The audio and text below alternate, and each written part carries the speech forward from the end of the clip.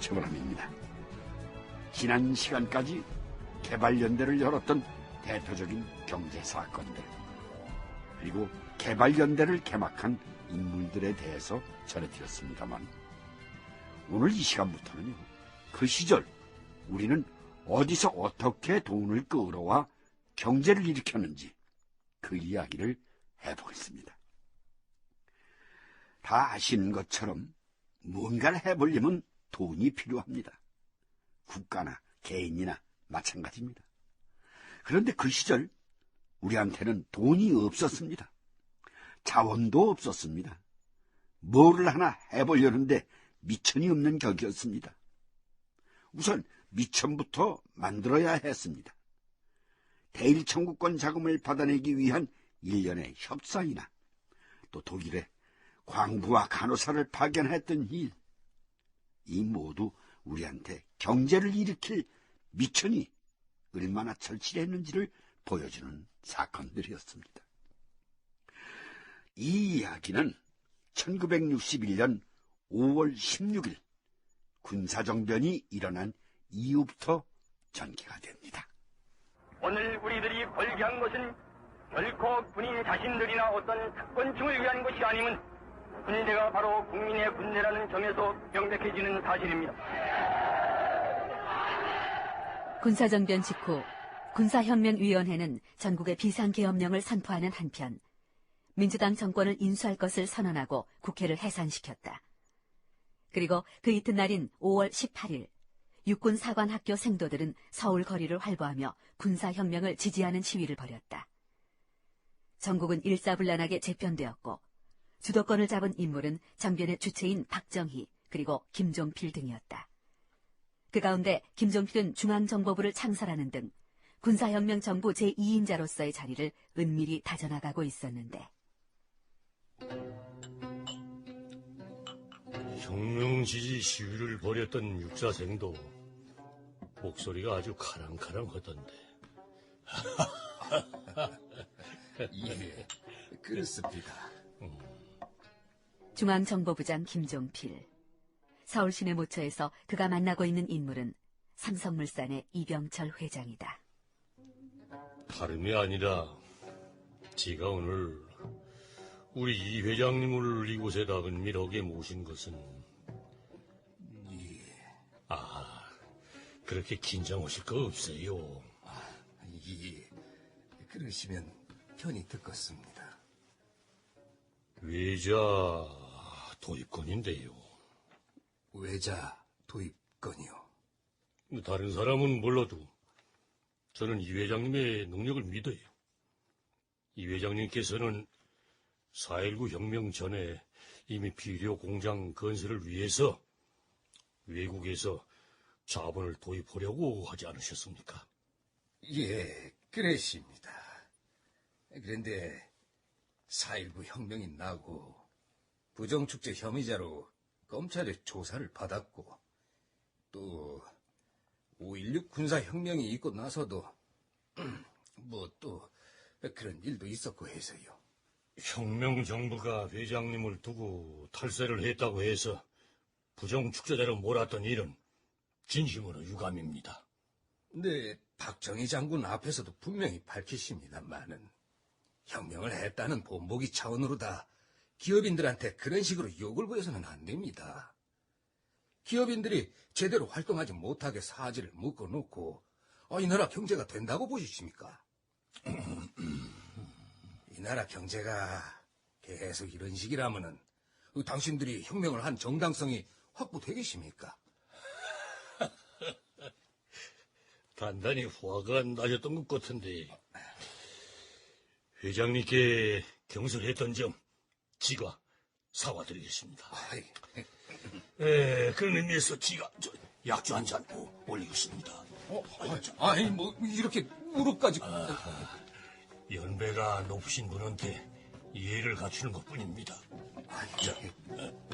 예, 고맙습니다.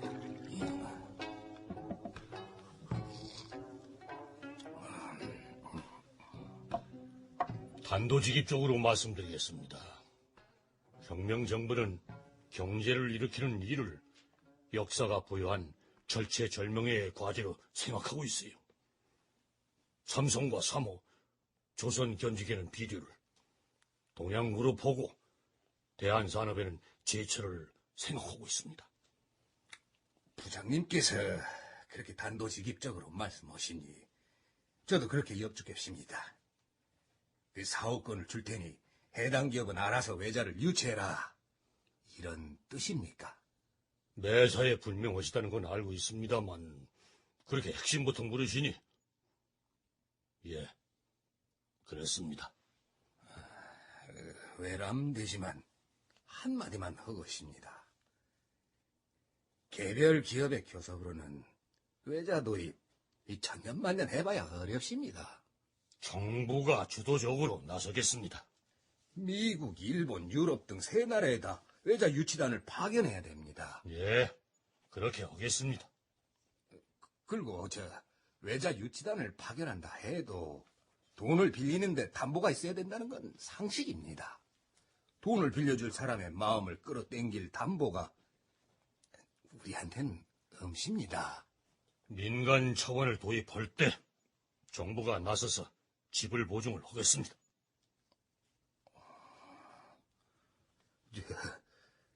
김 부장님, 미안합니다마는 올해 연세가... 나이라고 하십시오. 36입니다. 36. 36이라.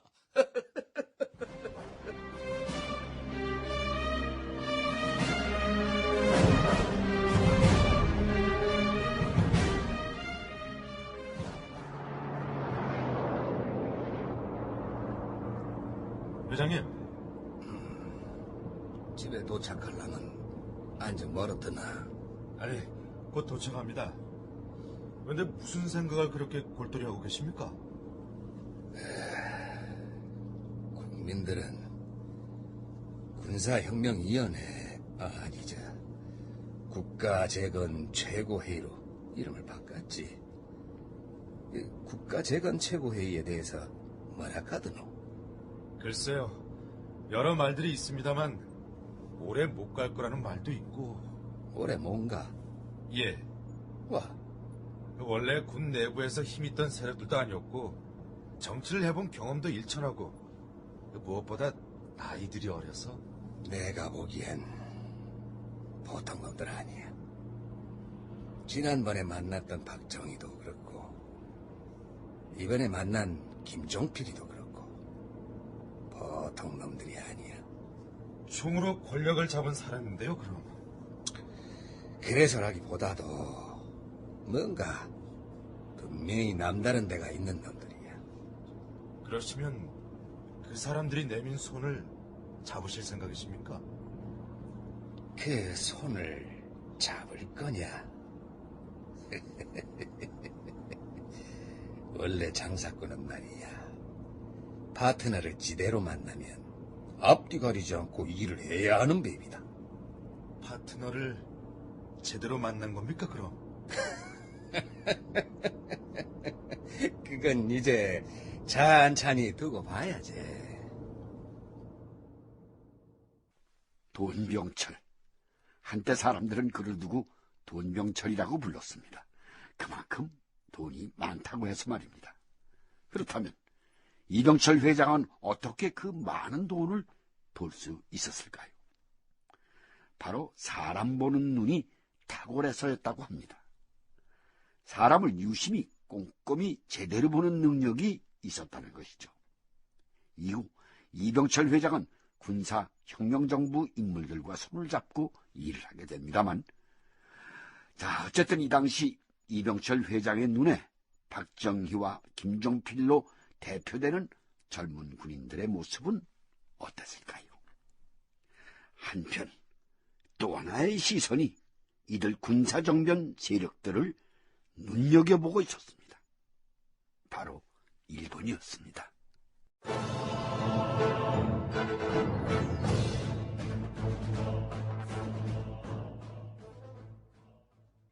그즈음 일본 내각은 5.16을 일으킨 군사정변 세력들을 눈여겨보고 있었다. 그도 그럴 것이 대일 청구권 자금 문제를 놓고 이승만 정권과는 불편한 관계를 이어온 일본이었다. 그런 그들에게 군사혁명 정권과의 관계 설정 문제는 중요한 일이 아닐 수 없었다. 일본은 백방으로 박정희에 관한 정보를 수집했고 그 결과 일본의 외무 대신 고사카 젠타로는 박정희의 일본 육사 동기생인 오이 가스이사를 찾아낸다. 고사카는 오이에게 박정희에 관한 정보를 수집해서 보고하게 했다. 제가 알아본 바로는 그가 절대 공산주의자는 아니라는 겁니다. 확실한가? 예, 확실합니다. 박정희는 공산주의자가 아니다. 한때 그런 이념을 가졌을 수도 있으나 지금은 확실히 아닙니다. 좋아. 그럼 대일본과는 어떠한가? 그 부분에 대해서도 굉장히 현실적입니다. 남북한이 대치하고 있는 마당에 일본과 적대 관계를 지속한다는 것은 한국한테 불리하다는 생각이 확실하다고 합니다. 그러면 이제 평화선 문제에 대해 어떤 생각을 갖고 있는지가 관건이구만. 평화선 문제 말씀이십니까? 평화선. 그렇다면 평화선이란 무엇인가? 평화선이란 1952년 1월 18일 대통령 이승만이 한국연안 수역 보호를 위해 선언한 해양 주권선을 말하며 이승만 라인 혹은 이라인이라고 한다.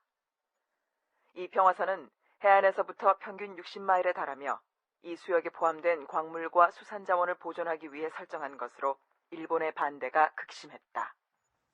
이승만 정권에서는 우리 어선이 출몰하면 강제로 잡아가는 등의 강경한 모습을 보였어. 아주 골치가 아팠다고. 그런데 한국의 군사혁명 정부가 어떤 입장을 보일지, 그것이 한일 회담의 주요 변수인데. 공식적으로 확인한 것은 아니지만 박정희 장군은 평화선 문제에 대해서도 이승만 전 대통령처럼 꽉 막힌 입장은 아닌 것 같습니다. 그래. 그렇다면 그 젊은 사람들이 상종 못할 사람들은 아니구만. 게다가 한일 회담을 가능한 빨리 진행되도록 하겠다는 입장도 명확하다고 합니다. 평화선 문제에도 신축적이고 한일 회담을 서둔다고 하면 우리가 웬만한 조건을 내걸고 요구해도 받아들인다는 말 아닌가? 그렇습니다. 이제 우리는 유리한 분위기가 마련될 때까지 기다리면 된다. 저 사람들 경제는 일으켜야 하는데 돈이 없어. 이런 상황이 길어지면 몸이 닳겠지. 몸이 닳고 닳아서 넙죽 기어들어올 때까지, 그때까지 기다려야지.